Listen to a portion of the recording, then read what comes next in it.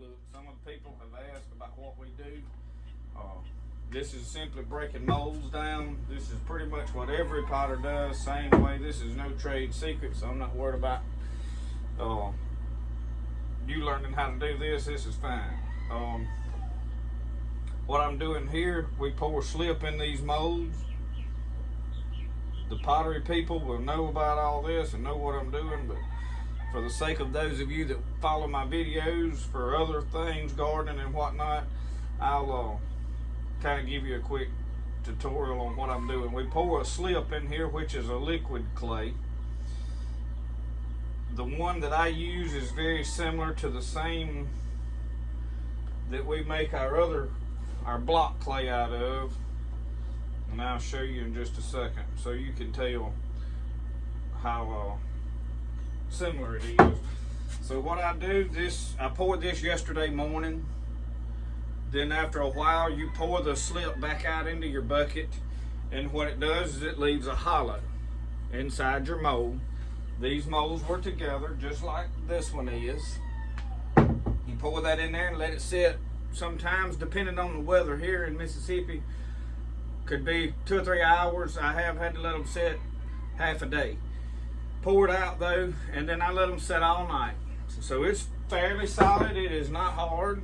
It is, you have to be very careful with it, or you'll leave fingerprints, whatnot else in it. Pull that out, and what I've got here is a small bowl. I reclaim all of my scrap stuff. It goes in, I put a little bit of water in there, and the stuff that I rake off, it liquefies back down, and then I take a paint mixer on a drill, and I stir it all back up. When I get this bucket full, I rake it off into my bucket and take that paint mixer and stir it all up and blend it till it's a fine liquid.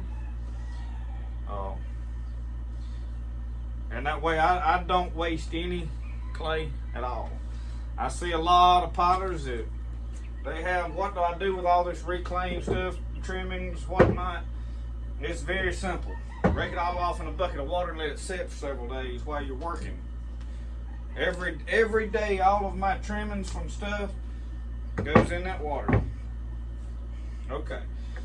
It's sitting crooked. There's a seam all the way around this cup. See all this stuff, excess? I don't worry too much about what's on the handle, but this bottom, I trim off.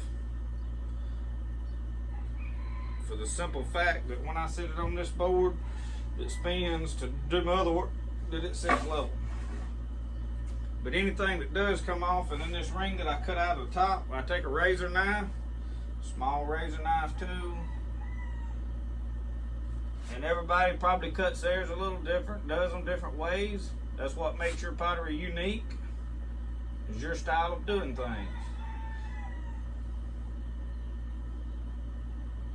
This little board I built it on a bearing that come out of a 18-wheeler.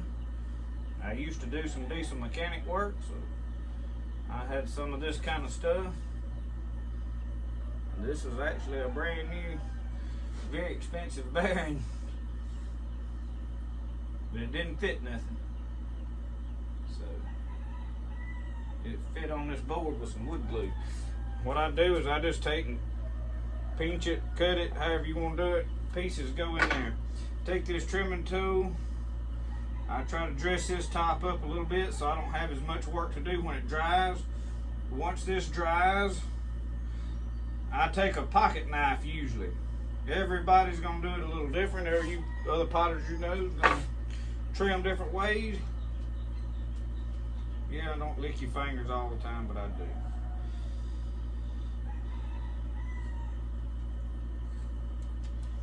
And then I flip it over.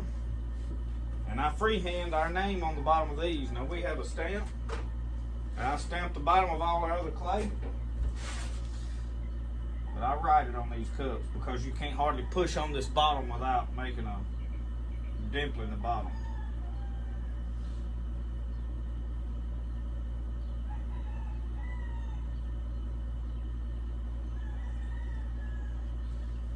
Easy enough. Bottom, Southern Mud. And what I do is I put them all right up here. Can't hardly see what I'm doing. Let me turn you just a little bit. You get a little better look. Once up there, the cups, I have air conditioner running right here. Keeps this room not at a certain temperature, but it keeps it from getting too hot. But with that wind blowing, it stirs the air in here, dries stuff a little bit faster. But these cups, I don't want to dry faster because I turn them upside down. I don't want them to crack in the bottom. And I cover them with one of these bags. And this is just a bag that our clay comes in. And they're sitting on sheetrock. I'll get the camera in a minute now. I'll go around, let you get a little closer look.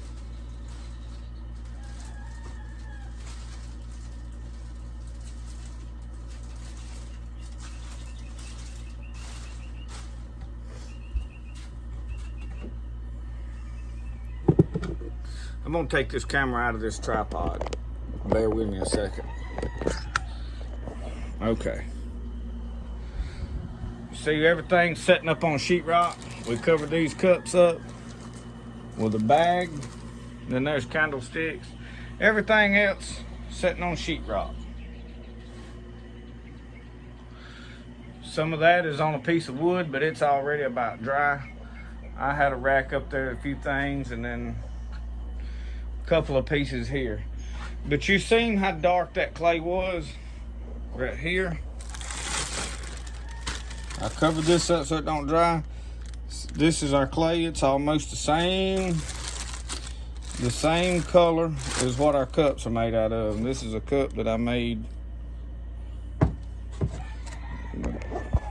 It had a small defect in it. That's why I kept it. I'll show you.